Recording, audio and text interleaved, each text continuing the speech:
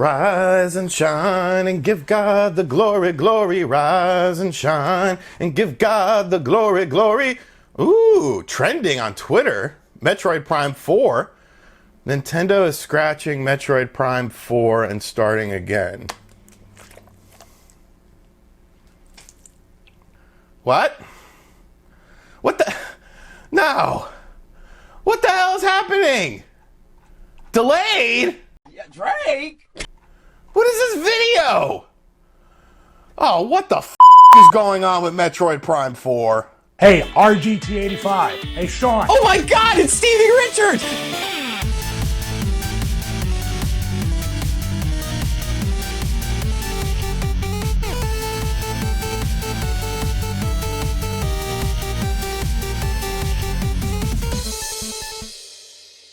So Metroid Prime 4 is obviously one of the biggest upcoming Nintendo Switch games of possibly all time. It's a game that a lot of us are looking forward to. The Metroid Prime series has been a bit dormant, and it's been a very interesting ride for Nintendo with Metroid Prime 4. Of course, at E3 2017, we saw the unveiling of Metroid Prime 4, saying that the game was in development for the Switch, and that was pretty much it. So a lot of people got excited for it. Obviously, Nintendo does not announce games very early in their life cycle, unless they want sort of a buzz. They go with that 6 month to 1 year sort of radius to say, hey, this game is potentially coming out in this time frame, and you should be looking forward to it. Nintendo and Reggie have even said that themselves, so it's a common thing. You know, only The Legend of Zelda Breath of the Wild was sort of a game that had a elongated sort of preview cycle when it came to Nintendo Switch games. So a lot of people were expecting Metroid Prime 4 to be the cornerstone of Nintendo's E3 2019. Honestly, I was one of those people. A lot of people are expecting this to be the biggest year for the Nintendo Switch 2019 because there's a lot of stuff going on. You have the PS4 and the Xbox One on the tail end of their life cycles, whereas the Nintendo Switch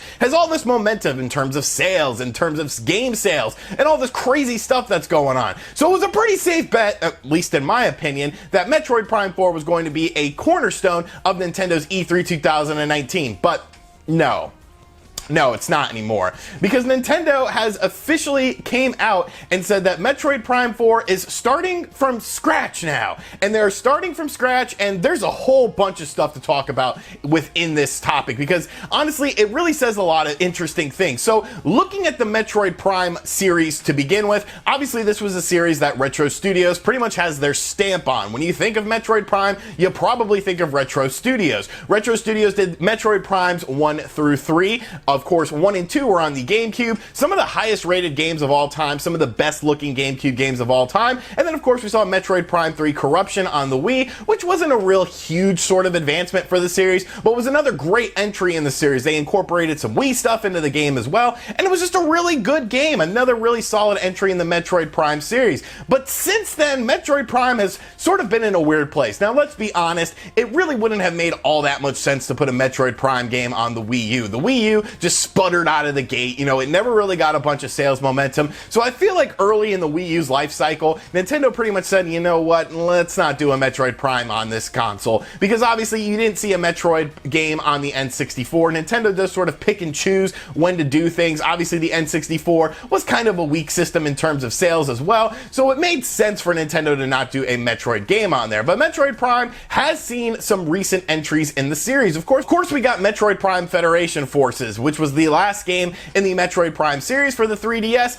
and honestly, it was pretty damn bad. We've gotten a lot of spin-off games. We got Metroid Prime Pinball and Metroid Prime Federation Forces. Honestly, as a game itself, I don't think Metroid Prime Federation Forces was like the worst thing in the world, but as a Metroid Prime game, having that Metroid Prime stigma attached to it, and of course the name attached to it, it was just very disappointing. It wasn't a very fun game. Honestly, Blast Ball was probably the most fun portion of that. So a lot of people have been excited for this, and when E3 2017 came around and they said Metroid Prime 4 was in development, it's coming out sometime for the Switch, a lot of people got excited, myself included. I love the Metroid Prime games. I love Metroid Prime Hunters on the DS. Like, that's one of my favorite games of all time. Just such a fun game. And then of course we learned some information. Now, Nintendo never really came out and said anything about this game beyond the initial teaser, but we did get some information via interviews and things like that, and some detective work. Of course, Doc Trey came up with the assumption that Bandai Namco would be working on Metroid Prime 4 via some linked ID profiles that we saw pop up that said Bandai Namco was working on a first-person adventure game. It pretty much sounded like Metroid Prime. And of course, Bandai Namco works with Nintendo on a lot of things. Look at Smash Brothers, you know? Bandai Namco knows what they're doing. Now, do they really know what they're doing in the first-person adventure sort of sphere? I don't really know, but I was confident that Bandai Namco would do a good job. Towards the end of 2018, we actually had an interview with Reggie talking about the progression of Metroid Prime 4, saying that the game was going along nicely. Everything seemed to be good, and they would be talking more about the game in the future, so a lot of people were excited. And then, of course, today we get this freaking video that pops up from Nintendo themselves saying that Metroid Prime 4 has been canceled. The current version of the game has been canceled, and they are starting from scratch with Retro Studios. So right then and there, a lot of questions are being raised. Like, first and foremost, let's talk about Retro Studios as a company, because Retro has been very, very quiet. Retro, of course, was working on Donkey Kong Country Tropical Freeze for the Wii U, and then since that, we haven't heard anything about Retro. Now, there's been some rumors that they are potentially working on a Star Fox racing game, so the timing of this is kind of interesting. Maybe whatever project that Retro Studios was working on, they decided that this project was done, and now they would be able to work on Metroid Prime 4. But what happened with Bandai Namco working on the game? Like I said, Bandai Namco is a fantastic company. They have a great pedigree of games, but when it comes to games in the first-person perspective,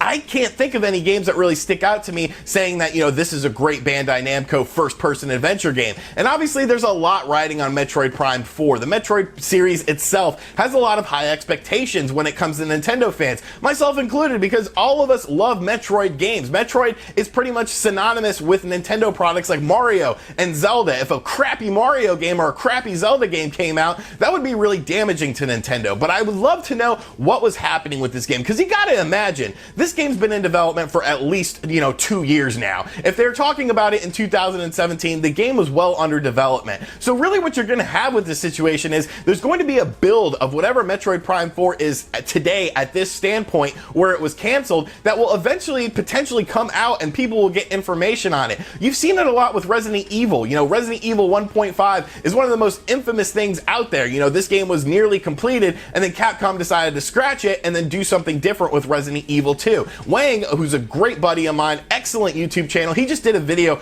on Resident Evil 1.5. I highly suggest you guys check him out. I will have a link to it in the description box down below. But these high pedigree games, these big games that, get completely canceled and then started from scratch, there's always something very interesting that goes along with that, because you gotta imagine something really bad must have happened with this. And I almost think to myself, with this Metroid Prime 4 delay, does it have something to do with a company like Panic Button? This could be a bit of a reach or whatever, but I think it's something that you have to talk about, because when you look at Panic Button, they're doing some crazy ass stuff on the Nintendo Switch with things like Doom and Wolfenstein 2, and of course the upcoming Doom Eternal. Like, I don't think a lot of people expected games like this, games of this high pedigree, games that were available on the PS4, the Xbox One, and PC, to be ported to the Nintendo Switch and ported in such a great manner. Like, these games are visually very striking, and of course they're awesome in terms of gameplay. So when you talk about Metroid Prime as a series, Metroid Prime games have always sort of pushed the envelope in terms of what Nintendo can do graphically. Metroid Prime 1 and 2 still look absolutely beautiful today. Even Metroid Prime 3 looks great as well. So like, these games are definitely very rooted in technology. It's something that we've talked about on the channel before. It's how we talked about how I wanted to see Metroid Prime 4 at the Game Awards, because the Game Awards 2018, of course, just took place a couple months ago, and a lot of people were expecting Metroid to be there in some sort of capacity. Of course, Reggie sort of teased it via t-shirts and things like that, so a lot of people were like, okay, there's gonna be some Metroid stuff there. And Metroid, to me, has always been a series that's sort of just gone above and beyond Nintendo products, because when you think about Nintendo, you think about Zelda and you think about Mario, and they definitely have, mass appeal, but it's usually just that fan base that really enjoys them and really loves those games. Where a game like Metroid Prime, I feel, could reach out to people who play on the PS4 and play on the Xbox One, who play these first-person shooter games and first-person adventure games, and sort of bring those people over to Nintendo products, because they're always very visually striking. They're always telling an interesting story with the environments. And of course, sometimes the multiplayer is really good as well. A lot of people are expecting, this to have a pretty robust online multiplayer experience with other first-person shooters out there already on the Nintendo Switch, like Doom and the upcoming Doom Eternal. You gotta bring your A game with this game. So this is pretty shocking to me, honestly.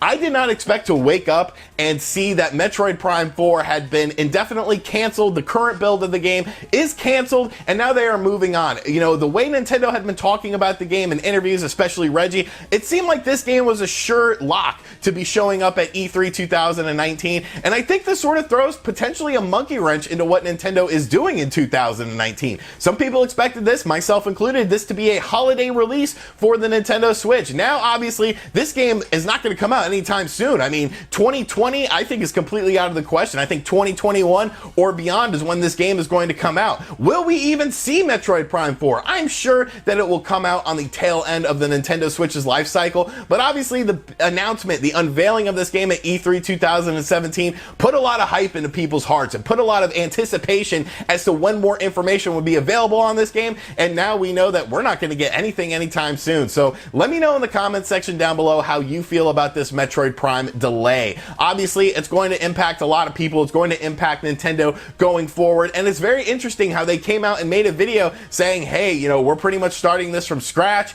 It's obviously very telling of the development life cycle of the game, and probably some pretty crazy stuff was going on with it. And as always, thank you for checking out this video. If you're new to the channel, make sure you subscribe and turn on notifications. Check out other videos on the channel, and as always, I will catch you guys on the next video. Later.